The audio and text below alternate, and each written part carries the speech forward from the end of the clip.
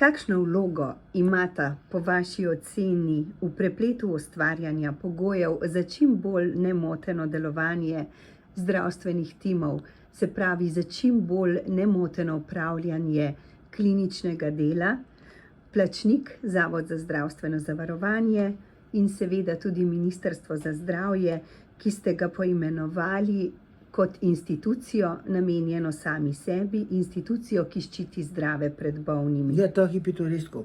Ma resno mislim, čas na ti to. Lahko poveste, kateri je trenutno najakutnejši sistemski problem, ki bremeni vaše delo in s katerim ste se primorani ukvarjati? Denar in potem prostor seveda, ne, ki je spet denar. Ne. In tako gre naprej. In poglejte, ne, recimo, klinični center je izguba. Pa zakaj je izguba? Ker imamo napajalce se iz naših jasli, ki nam ta denar, ki nas dobesedno suzajo, stiskajo, vzemajo. In kaj se zgodi tem možemalcem? Nič. Klinični center in denar da. Ne, in isto imam zdaj primer z enim zavodom, kjer je bil sklenjen nek dogovor in je bilo to obveščeno na veliki zvoni. Jaz sem bil med tistimi, ki je bil proti. Ampak potem je to šlo naprej in so bili vsi zadovoljni. Ne, to bo zdaj rešitev, to bomo zdaj hitro zrihtali. In kaj smo zrihtali? Da smo spet na istem, kot smo bili pred pol leta. In bomo letos spet plačali kar nekaj. In to me tako na živce, vam povem, jaz sem kar nervozen. Ker res točno vem, kakšni so te ljudje.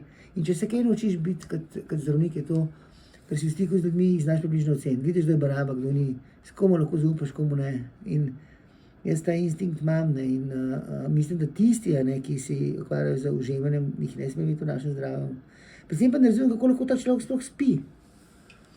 Ne, ker to je res. Ne. Ščiti, ministrstvo je ta institucija, ki ščiti zdrave, ne, to, ker če nimaš toliko bolanih, pa če jih ne daješ, pa ne da bi tako krasno skrbeli za nas, da nimamo bolanih. Vse so. Ampak če ti bolane ne rihtaš, bo denar za bolane šel v jahte,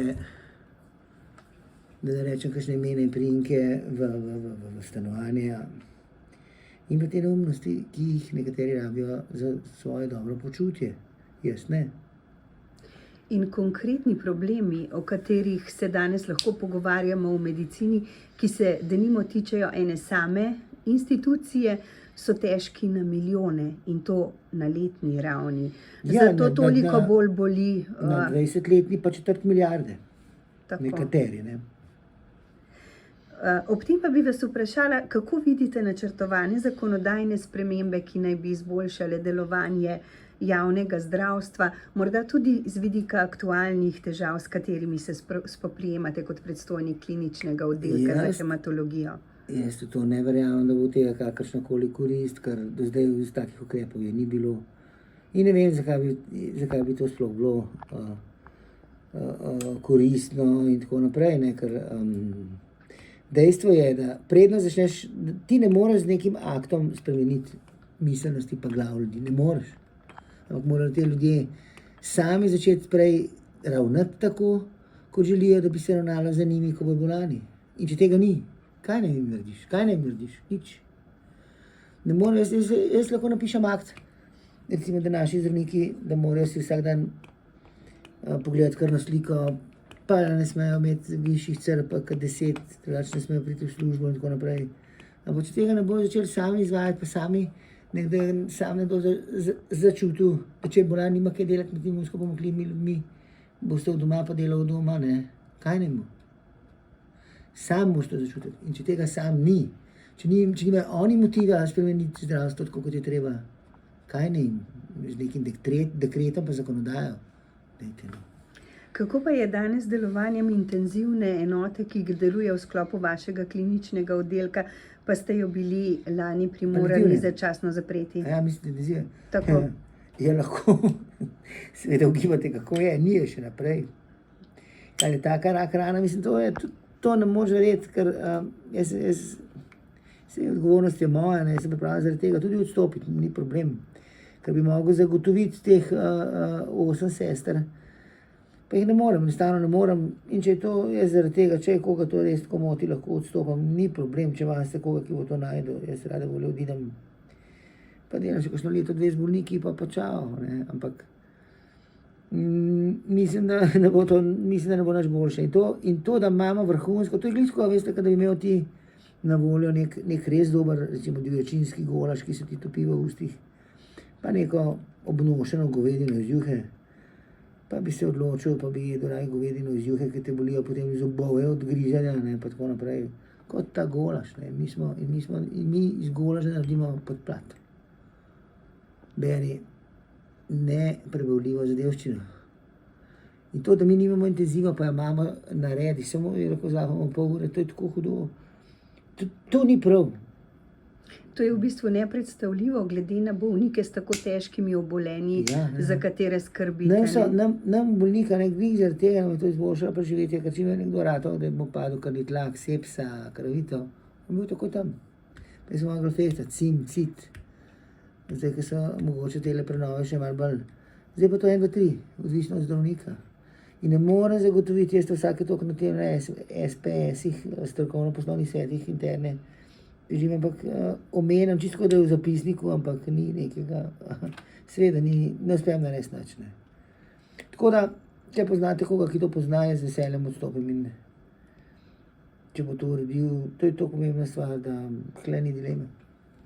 Je pa seveda to začasno zaprtje intenzivne enote stvar etične in strokovne odločitve, ker je seveda jasno tudi nekomu, ki to gleda od zunaj, da je varnost bolnikov lahko ogrožena, če ni dovolj kadra. Absolutno mogoče strokovna odločitev. Zato je to odgovorna odločitev. Tako, strokovna odločitev to sploh ni, ker stroka sploh ni vključena, ker stroka se že vključi, ti pa jaz. Ampak kaj naredi stroka, ko vrti usta in jezik? Nič. Se pravi, stroka je vključena, vendar se vključi, to je veliko, da bi rekel, no, pa boste vi tudi povedal svoje, pa bi mene nekdo recimo kurariziral, da bi imel jezik negibljiv, pa bi tam bil, pa ne bi mogel nič povedati na sestanku. Rekel, no, tudi z enim nič rekel, tako dober sestanek je bil. Tega ranga smo, tega. Kako vam v teh pogojih za delo, o katerih se pogovarjava, pravzaprav uspeva, da ste kljub bolezni, ki je postala vaša stalna sopotnica skozi življenje, še vedno več kot polno aktivni? Kaj je pravzaprav tisto, kar vam daje zagon v boju s sistemskimi mlini na veter, po katerem ste prepoznavni nič manj kot po celoviti, osredotočeni skrbi za bolnike? Pa sej ta bolezen je trenutno še najboljša stvar, ki jo imam skoraj.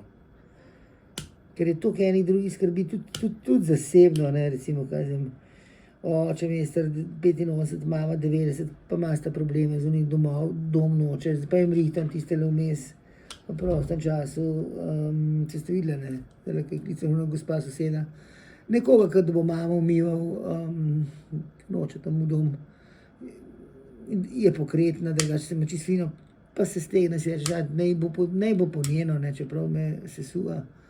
Pa oče, ne, ki recimo, ko izve, da bi mogel plačevati za ceno 10 evrov na dan tam v Prekmurju, mu je to toliko veliko, da vse da reče, ja, pa se jaz ne grem. Pa moram se mu zlagati, da je cena 10 evrov, pa plačam jaz po ovinku in tako naprej. Take stvari imam, pa skozi neki prepiri doma v kontekstu družine, pa ne zaradi, jaz ne vem, no.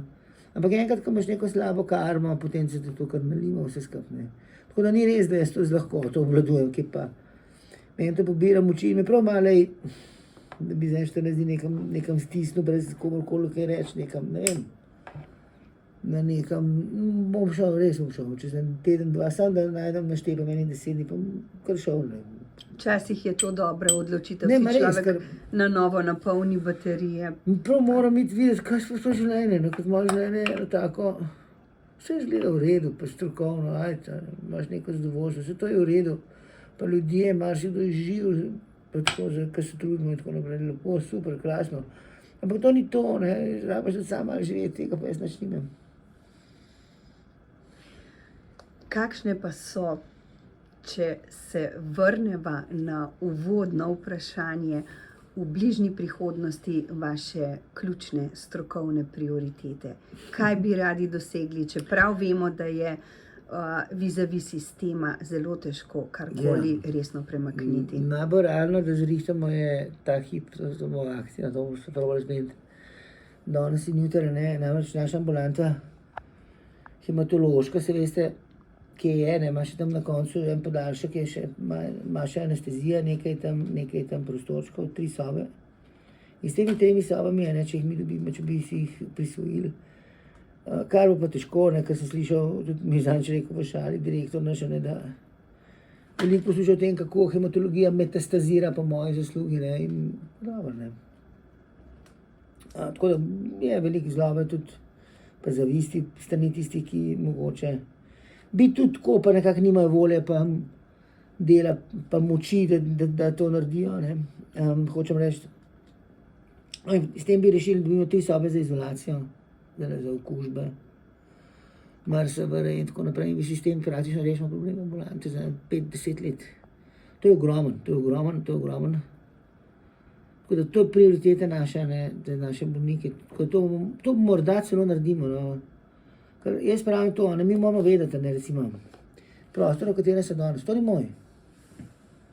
In to ni tako, da jaz računam, recimo, jaz dam pa kliničnemu centru 2-krat več prostora, kot ga dobim. Ne, ni. Ker to je ta prostor, oziroma je moj, tudi moj kot davkoplačevalca, a ne. Kot samozajet davkoplačevalec, pa veš. Ampak upravlja ga pa kdo? Jaz? Ne. Direktor UKC. In mi nimamo tukaj razčiščenega enega pojma, ne, da tisti, ki upravlja ta pa tak prostor, ne, ga lahko nekoga, ki je v tem prostoru, če oceni, da bi lahko nekdo ga rabi bolj, ga odslovi in mu najde nekje nadomestni prostor.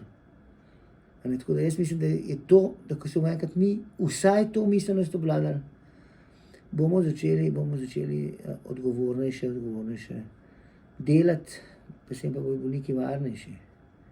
Zato apeliram res na to, da to dobimo in pa jaz tega ne delam zaradi sebe, ne. Jaz samozavest na vogelni šest, če koga zanima, lahko pride na obisk, pogledati, kako imam. Ampak ta prostor pa ni moj. Če bi mi rekel, recimo, general, da tisti pa tak težak, dosti malo, da je pet stran, pa bi šel, da je res, teh par knjig vzamem pa bijo.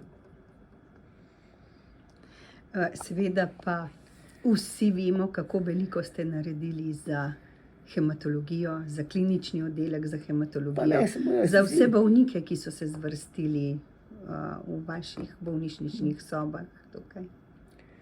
Pa vsi so klinika, ne jasno, mogoče sem jaz malo bolj galamu, ne, ampak drugače pa vsi, jaz bi rekel, klinični oddelek za hematologijo, ne. Kot eno, kaj ne. Kaj pa lahko jaz naredim, nič. Če popraskam se težko, boš vedno srbel pol. Tako da rečemo temu tako, lepše. Hvala. Ok.